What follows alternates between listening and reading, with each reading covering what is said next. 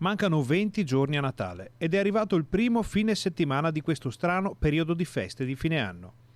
Un lungo ponte dell'Immacolata che rischia di trasformarsi in 4 giorni di assembramenti, tanto che il presidente Zaia richiama i veneti a una maggiore attenzione. Faccio un discorso che secondo me è doveroso fare all'inizio della maratona natalizia.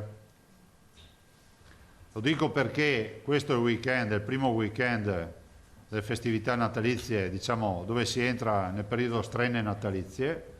È un weekend che rischia di diventare anche un weekend lungo dello shopping, perché c'è oggi, c'è domani, c'è lunedì e c'è martedì.